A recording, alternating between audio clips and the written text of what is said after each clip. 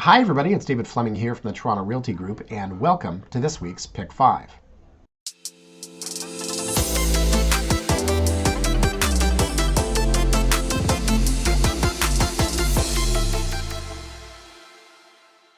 Now, the market is moving, folks. It's March, and actually, the market started moving basically the third or fourth week of February.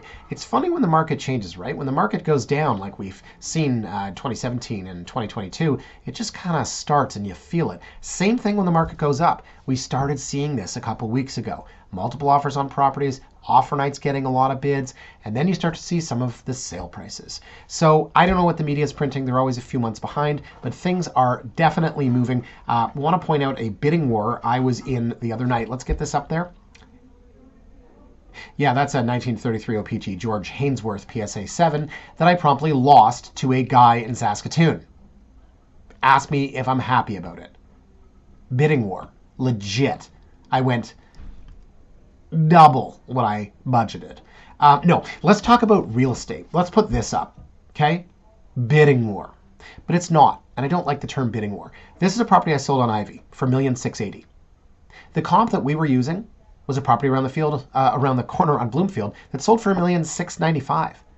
So yeah, $1,680,000, great. The problem is this was listed at $1,193,000 and it got 24 bids. And as I know from being on that side of things, usually of the 24, 18 are total garbage. So I know that 5 offers were over 1.6 million, and I know that 3 offers were $1,650,000 and above. Hey, that's the market. But everyone's talking about this sale because it's $500,000 over the list, and that sounds like a lot. Yeah, the market has changed. And it's not the price that's changed, because that was actually a very reasonable price for this property based on comps. For those of us that do our homework. For people that have a hope and a wish and a prayer, they see 1193, and some bidders say, well, I'm going to bid 1.3. And it's a great offer because it's $100,000 over asking. Nothing's ever sold for 1.3. Right? On those streets in the last 6 months to a year. So, did I say 1.13? 1.3. So, yeah, of the 24 offers, most are garbage. That was a sale that I think for a lot of people, they started saying, wow, 24 offers again. But then we had, I'm going to put this up, on Pethick, we had 16 offers, I believe. I think I talked about this last week, but there's my most recent frame of reference on the list side. So, things are starting to move again. The idea of offers anytime, I think, is falling by the wayside, and almost everything now is back to offer dates. So I had a call from somebody that called me 6 weeks ago on a listing we had. One of those people that's rolling around, I'm going to do it myself, I'm not working with an agent, just calling you and everybody else.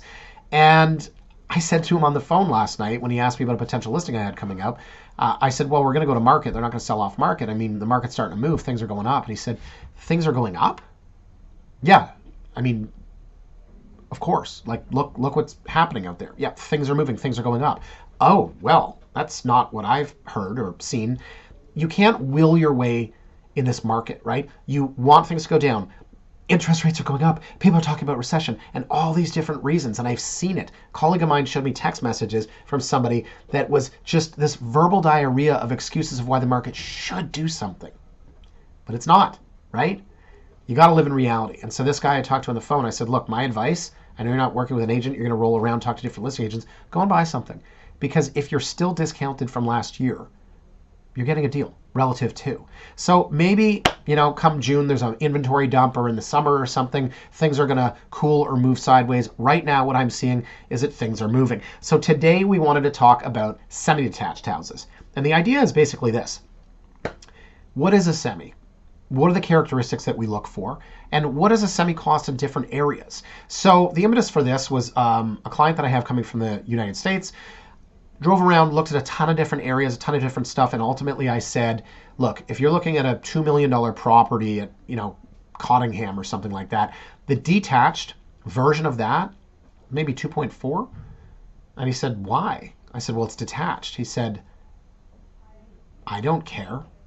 Some people do, some people don't, right? And it depends on where you're coming from. So what makes a semi unique compared to a detached? I mean, the word semi-detached, which is kind of silly.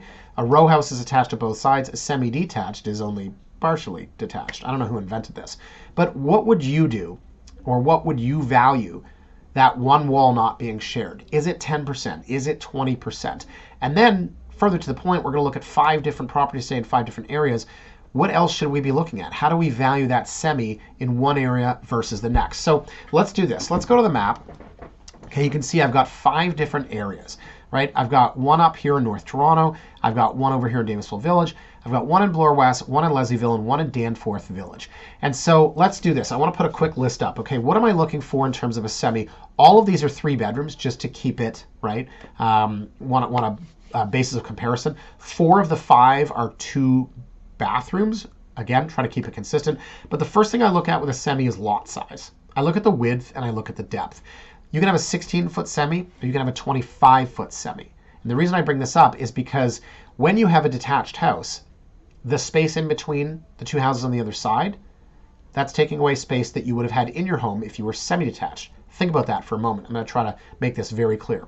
If you have a 20-foot lot detached, your house is probably the same size as a 17-foot lot semi because you're losing that space in between. So I'm looking at lot width and I'm looking at lot depth. I'm also going to look at parking because a lot of semis don't have parking in the city. In different areas, for example, in Plato Estates, you'd be hard pressed to find a semi that actually has parking. I also want to look, as I mentioned, at the number of bathrooms. One of these has an extra bathroom. We want to look at the basement as well. So semis, kind of an older housing style, I guess most of Toronto is, but is the basement finished? Does it have an extra bathroom? Does it have an extra bedroom down there? Is it an apartment? Does it have separate entrance? A lot of semis, compared to detached, have apartments in Toronto. Are they actually usable? So that's just a quick list. Let's get right into it here for those of you that are still paying attention. And we're going to start at 50 Sherwood. So the first thing you're going to see here is the price. You're going to say, okay, $9.99, what's wrong with it? Well, first, let me show you where it is so you believe there's more wrong with it. It's literally steps to Yonge Street. So Sherwood's a great street in between Yonge and Mount Pleasant, right? Stops over here at Briar Hill. Steps to Yonge Street. You are in Midtown, south of Blythewood, right? So here's where you have all this amazing commercial retail. My barber up here, Yusuf at Ritz Men's Barbershop, he had one in Leaside on Bayview, and then he just opened a new shop. That's where I got this amazing coif from yesterday. I love that shop. It is so cool. It's just, it just, you know what I don't love is the stuff they put in your hair, and then I kind of smell like a 1999 to 2001 era nightclub after that. Anyways, that's my frame of reference right at Blythewood, past Sporting Life, where I spent a lot of time when I was younger. Of course, Mama Muffins. Remember Mama Marvelous Muffins or whatever? I didn't like the muffins. I liked the grilled cheese sandwiches that they had there. So that's my frame of reference. Let's go back to Sherwood. You can see it's about halfway in, right? Number 50. And this is an estate sale, so it's not in great shape. Attention, attention, attention. We are experiencing a fire alarm. No, I'm joking. Calling all builders, renovators, and people who want to make a house a home. Love this. This is a cute mother-daughter team. It feels very mothery. I don't know. But I really like this description. This home is crying for someone to bring it back to life. They're not wrong. But you've got an 18.33 lot by 185 deep. That is absolutely massive. Now see this? Mutual drive, no garage, 2-car parking. We'll come back to that. So where are we here? This guy, not this guy. This guy's got a parking pad. This guy here, this is a mutual. So if you're driving through a narrow mutual, are you parking in your backyard? Are you parking at a garage that you're never going to be able to fit the car into? With 185 feet, I'm going to hazard a guess that there is space, and they've said 2 spaces. So it's one thing to fudge when you might be able to kind of sort of park and you say 1 car. When you say 2, there's probably at least 1. Geez, that's a terrible thing to say in real estate, but that's where we've come from, right? So here you go. Legit, you can see back there, you've got 1 car. This is a very wide mutual, and then you can see you could probably park another one here. Hell, you could probably go down your 185 feet. Now, check this out. This is a massive, what looks like apartment building. The streetscape here in this area, it's not as homogeneous as, let's say, a Leaside. You're going to have semis, you're going to have little detached, you're going to have apartments. And the house itself, right, as I said, it's an estate. It's not in great shape. But the point is it's $9.99, and they weren't wrong when they said, are you looking to build your dream home, or whatever they said. So rip up the carpet. You probably have original flooring there. Rip up all of this. What kind of reno are we doing here? We're probably taking out some interior freestanding walls. You could just see someone living here named Maud or Betty or something, right? You could take this down if you wanted to, although I don't know what's in that closet. Maybe there's a bathroom there. I don't know. Or if that's going down to the basement, then you can't open it up. But it needs a kitchen reno. It needs a bathroom reno. It needs an everything reno. There's your eat-in area. That's very cute. I like the footprint of this house. It's very large. And again, we did not too long ago. I think we did, maybe that was last year. Damn, this year's gone quickly. It's already March. March 1st, my dad's birthday yesterday. Sorry, just thinking out loud. So here's upstairs. Okay, my point is that yes, I think it was last year that we did the Reno Projects one. This could have fit into it, right? Got a little art gallery happening. So I don't want to say it's not major because, you know, like this window looks like it's done and you don't really know what's happening in the walls. Great example here. You've got a little sink in one of the bedrooms. So it's going to say what's going on with plumbing, what's going on with electrical. It's not, to me, it's not like a down to the studs gut, but if this is all plaster, right? You're going to the studs in this room. You've got a clawfoot tub. You're going to redo the plumbing. So basement looks like a decent height, but you're not digging it back, right? This is what you've got. So if you want to reorganize everything and push all of the furnace and hot water tank and everything and maybe washer dryer back here, you can do a rec room here.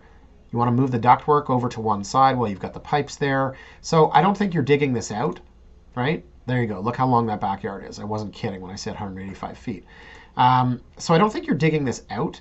What I think you're doing is just a very simple aesthetic reno. And yes, you've got potentially some plumbing and some electrical. You've also got potentially some drywall to do over where it was plaster. And then look at this monster right here. So this is what I meant, right? Big old monster, little detached, 2 semis, massive multiplex. That's kind of what you get on Sherwood. So I like it as an option for somebody that wants to put their own touches in here. Now, what is happening on Sherwood? Here's one from last year.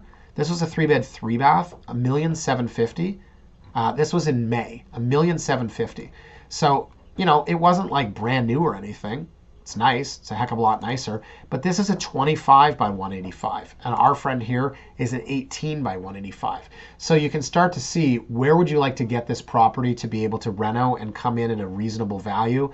I don't know, probably 1.25. And again, it could blow beyond that, right? But it's only an 18. This is a 25. They've got their extra bathroom, right?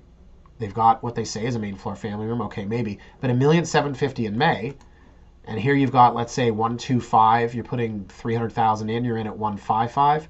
Feels about right to me.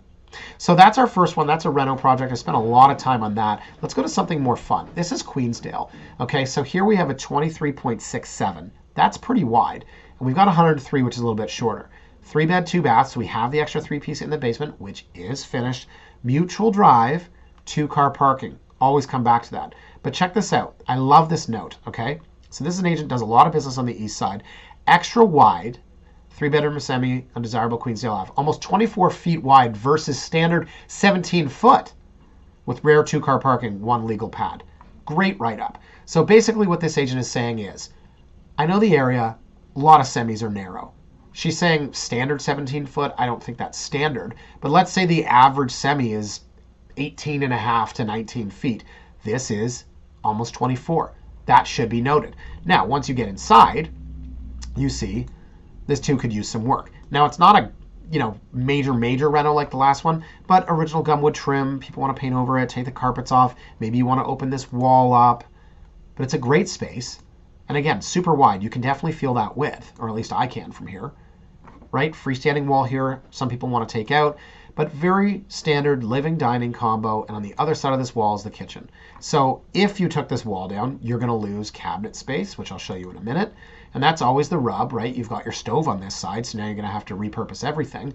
But fridge is kind of towards the back. You've got a cabinet here, which may be a pantry, or maybe if you're coming in from the back, when you reno this, you want to put in closets for the kid stuff. So if you took this wall down, you're probably putting the stove on this side, and you're doing a big island here. Maybe if you want to do the plumbing, you put the sink in that island.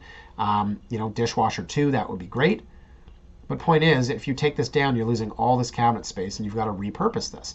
So I think for now, this is an awesome spot. Just move in. You don't need to do anything. Not everyone can have open concept, and if you did, well, it's going to cost you more. So see how the fridge is kind of just veering off into the back of the house? Upstairs, nice staging. It's not bad, right? Some things are a little bit dated here. But this is a very typical semi. Very, very standard kind of Davisville Village semi. Justice League, Captain America. Okay, cool. and then the basement, right? Tile, looks like stick them down, linoleum, looks like here it's some pretty uneven flooring, but again, I said this is a pretty typical Davisville Village home. Did I say Davisville? Sorry, I meant Danforth Village. Ugh. Okay, so this I found very weird is you have a computer station behind the shower. I don't know. Maybe you just want to frantically check your email while you're working up a solid lather. And then you've got, right, a couple different, where was that? A couple different tile situations happening here. So look, great that you took the summer photo in the winter. That was using your noggin. And I want to go back to this parking situation because they have a legal front pad. This is nice. They spent some money outside, for sure. You have a legal front pad. They're not going to show us. Okay, but let's take a look. I already showed you this, right? 2-car parking, 1 legal front pad. So they're $1,099,000. They've got an offer date. It's a wide semi. It could use some work. You could take down some walls on the inside. Here's 208 Queensdale. This sold $1,550,000, and this was in April of last year. So this was just kind of after the peak. This is $1,550,000, 3-bed, 2-bath, 17 by 103 front yard parking. But on the inside, you know, let's get a photo here. Where do we want to look? You know, okay, so is it all open? Let's take a look. No, you know, kitchen's at the back. It's a little bit nicer. This is $1,550,000 for a 17, 1-car parking front yard. Here you've got a 23, $1,099,000. So again, maybe I'm just being cheap right now, $1,003,000. Okay, yeah, it's a wide semi and that's great. You've got extra parking and that's amazing, but the interior condition, not quite what we wanted in some of these other houses. So I'll be very interested to see what this ends up going for, because what I think it should be selling for might not be as high as what it is going to sell for. And that is what I mean when I say the market is moving. So next one here, guys, $671 a net. So we just went to Danforth Village, right? We started up in North Toronto, and now we're going to head out to Runnymede. So Annette's a busy street, as you can see, right? It's a thicker line. Thank you, Google. But this section of Annette between here and here, it's kind of charming. I bid on a house with clients once. They ended up buying on Runnymede. Oh, God, they're there forever. And then they moved to Snow Valley. Yeah. Rented her first place out of university. It's so funny. You have these clients. Oh, I've been doing this 19 years now. I can't believe it. But you see, it's like rented the first place, sold a condo, sold your condo, sold you the house. You moved like boom, boom, boom, boom, boom. I've got some clients that started with rental, then condo, then first starter home, then McMansion. Cool, David, you're old. Yeah, no, thanks. I get it. So Annette, right? Always like this street. Look at this beautiful, right, Edwardian semi. I love this look. Great curb appeal. And again, Annette's a little bit busy, but look, we have a lane for parking, detached garage for 1 car. So here's where we get into, guys. Basement. You've got a kitchen down there. Okay, so if you have an apartment in the basement, this extra bathroom, we're not using. Something to consider.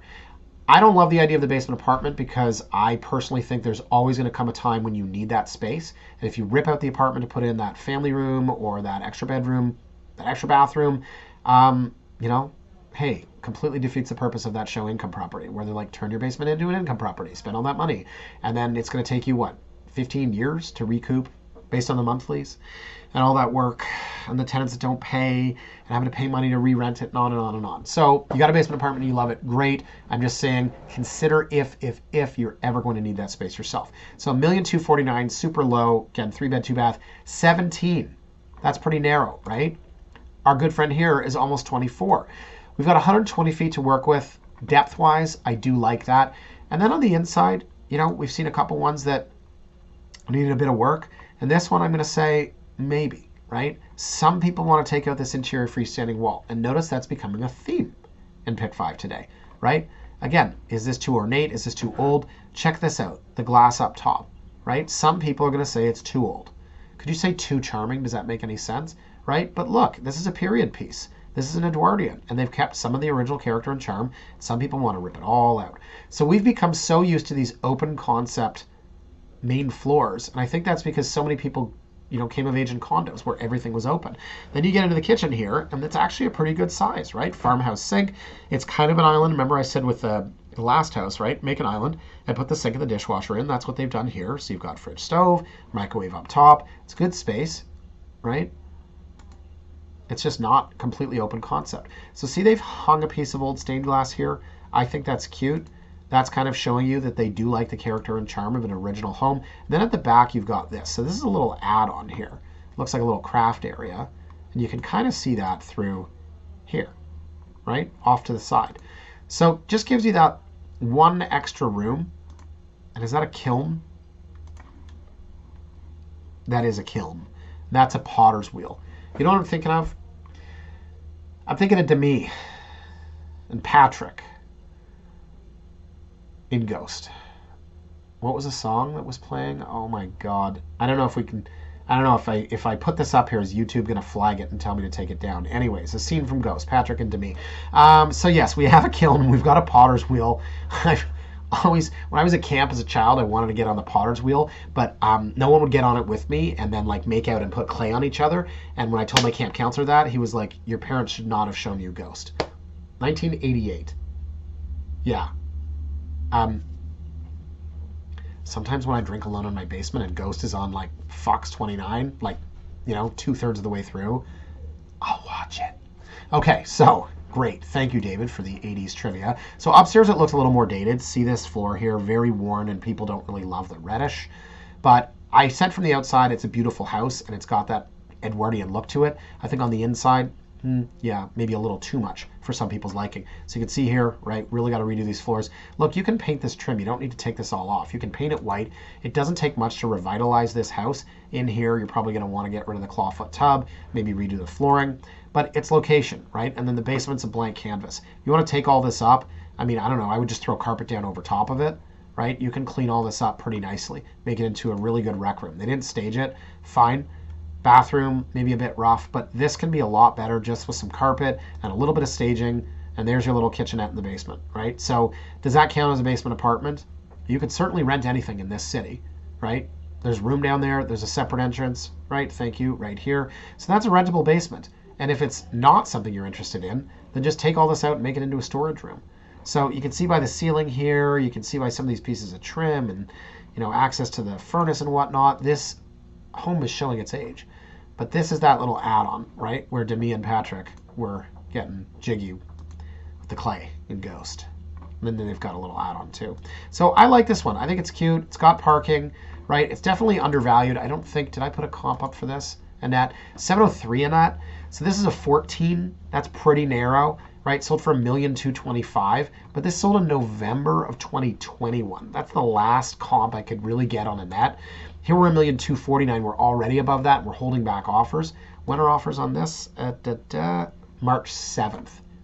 I don't know where this one's going to go. Needs work. Great location. Has parking. Basement's a bit rough. I'm so cheap right now. $1,300,000. $1,350,000. I mean, it's not going to sell for that. Just saying that's where I like it. Okay, so now we're going to get into a better one. I will say, though, 140 Leslie, prime location, 80-foot lot. Okay, no parking. Wow, 80-foot lot, no parking. $1,349,000 holding back offers. So now we're in Leslieville. Great street. And it's a little bit maybe further west. I'm going to push this so far out of my screen just to demonstrate it, right? Here's Broadview. You've got great spots here all the way to the park, and we're going all the way to Carlaw. Then we get into some prime streets, Heward, Caroline, Winifred, and then we get all the way to Leslie. It's just on the edge of prime Leslieville, right? Now it's on Leslie, so the people that are like, it's prime Leslieville because the word Leslie, the street, is in Leslieville. Let's be honest, it's, you know, on the edge of Leslieville. But the house is awesome. Again, I love this look. This is a nice, beautiful Edwardian. It's red brick. It's charming as hell. It's only an 80-foot lot, as I said, and it has no parking, as I also said. But when we get to the inside, it's going to feel completely different. So, open concept, right? And that should have been on my intro, but I neglected to say it because I didn't write down any notes. But one of the things with semis, is it open? Because if you look at the first few, we talked about, well, you could open this up. But one of them, I said, if you were to open this up, you're going to have to repurpose everything. The stove's on the one side. Now we've got to redo plumbing, wiring, 220-volt electrical. Like, that's a lot of work. It's not just a simple get some buddies and some beer and a couple sledgehammers and knock her down. This house is completely open concept. So if you didn't like the flooring, you didn't like the lighting, you didn't like the kitchen, you don't like anything, you can still work within what you've got because it's open. So it's also beautiful with this brick wall here. Brick is selling right now, and you can see totally open. This is really what you want in a semi. I mean, it's what I would want in a semi. Now, I'm not averse to, your typical, divided up semi, right? It doesn't have to be, like the old parents that are like, I don't understand. How do you keep the smells from the kitchen from permeating through the rest of the house? I don't know. It's not like that wouldn't happen if you had a wall dividing it. So I like this a lot. The layout to me is what makes it really work. I feel like I'm going to sneeze, excuse me. And staging wise, they've done a really good job. Keep the coffee maker, remove the towel. Okay. Love this one, right? Vaulted ceilings. So sometimes you've got that. I want to go back to the start here. See this here? And people always say, is there a third floor? No, they were just built like that. I'm a loud sneezer. They're just built like that, right? And then what you can do is open this up, because normally there would just be a ceiling there, 8 foot, but open it up and have this huge vaulted ceiling to let the light shine through. Okay? Love this master bedroom, primary bedroom. And see all this space up here? Great spot for putting suitcases. Bathroom's done. Yep, another brick wall. A lot going on here. Hang on. This granite's really clashing with this wall, which is reflected in this mirror, and then you've got subway. Yeah, it's a lot. And then hexagonal here. So this is a hexagon. This is subway tile. And then this is brick, which is the precursor to subway tile. And then you've got the tile here, and then you've got the granite. Huh. Yeah, okay. Nitpicking for sure. So smaller of the bedrooms, no big deal, right? We've got our books. Oh, what do we have here? Emotional intelligence, strength finder, fight back, dream big. Is that subliminal? And then we've got a gamer chair. Definitely, yep, just rocking out, playing Fortnite, just shooting people with my buddies on my headset. Then you've got your basement, okay, staging Peloton, and more brick. Gosh. This house has a lot of brick. I'm trying to swear less because I swear a lot in front of my kids. My daughter's 6. Daddy, bad word. Yeah, I mean, I'm not perfect. I know it's hard to believe. Then you've got this basement down here. Dying to know what's through that Harry Potter closet. So that's a bedroom. Rec room and bedroom. This is the first one we've seen that has the basement bedroom, right? Also has a third bath. So it doesn't have parking. It's got a very small backyard. Now, here's the interesting comparison, okay? We have no parking. We have an 80-foot lot, and we have that tiny yard. But we have an extra bedroom in the basement. We've got a 2-piece on the main, and obviously the house is like amazing. So $1,349,000. I don't think I pulled a comp for this. No, that was Forsyth. I honestly, this could be a big number. This could be a 1.6er. I think based on that sale of Ivy for sure. The lack of parking is going to hold it back. The lot's going to hold it back. But you know what? This is what people want, right? It's fully open concept. You have brick. You have a beautiful kitchen. You have a gas stove, right? You've got a basement bedroom. It's got everything. So in terms of what you can get in a semi, this is a great example. Packed a lot of house in there. Okay, the last one, guys, I can't believe this is last because this is a really good house, is on Forsyth, right? So this is in Davisville Village. It's a nice little street off of Davisville, a cul-de-sac. A cul-de-sac? Yes, nobody is going to be on your street unless they live there or if they're a robber. So beautiful little cul-de-sac, 3-bed, 2-bath, fine, we know that. That's what we're doing today. That's the theme. 16.75 by 90. So it's a little narrow and it's a little short. Check this out. Oversized, widens to over 50 at the rear. I'm going to have to see that. I'm going to have to see your rear. Let's do this. I'm going to look this up on Geo Warehouse. And here we are. See the frontage here and see the depth. And see, they're not wrong. It pies to 50 at the back, 16.75. So again, when I say look at the lot frontage for a lot of these, hey, now you've learned. You should also look at the shape of the lot because it doesn't do this house justice at 16.75 with this massive 50-footer at the back. So take a look inside the house. And again, you can see how it's already starting to angle here. You do have a garage, so you do have parking. It's a very wide entranceway there to the back. And then inside it's beautiful. And it's open! Hello! Just like the last one. But these are in order of price, so why wouldn't it be? Beautiful main floor, love the wide plank flooring, really great staging. Local area agents do a killer job, and I like this. I like the way that it's set up. Beautiful. Love the kitchen reno. There's nothing I don't like about this. This is a killer house. This could go for a huge number, And this is going to tell us where the market is, like the market's back. So the Leaside Davisville semi market, when things were ripping, 2.1 is a high water mark for a semi on Randolph and Leaside. Things came down a little bit. I saw a semi go for, I want to say 1,475 or something. Again, nothing like this. But now the market's back, and we're going to see where this goes. Because this, to me, could be, again, upwards of 1.6. Hell, it could be more than that. I mean, honestly, like, if this was last year, it'd be fetching a huge number. But this is going to get a lot of interest. It's in Morris County School District, right? It hits all of the marks. The bathroom's renovated, right? Kitchen's open concept. And then look at the basement. Jeez, Louise.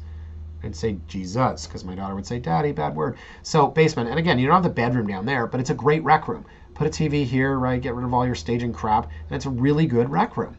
It's not huge, right? It's just one room. But you're nailing the points here. You have the extra bathroom, okay? So you're getting ready at the same time every morning. Perfect. Backyard, again, we've got this pie. That's your garage. And see the angle here, right? If this was a completely angled property, this would be your backyard. Can you see where my mouse is going? But because we've widened to 50, tell me there's more photos of this backyard, please. Yes, you could start to see, right? The angle of it. Look how wide this thing is. It's amazing. So I like this property so much. And the crazy thing is, I don't have anybody for this right now. But when I finally do get somebody, I'll say, oh gosh, where were you March 2nd, right? When we had this unbelievable property on Forsyth that was on the market. So this is so cool. Yeah, man. Just this really, really wide 50 feet at the back. You've got room for a play structure, and you've got a deck, and you're growing some weed back here, and you've got a garage. It's awesome.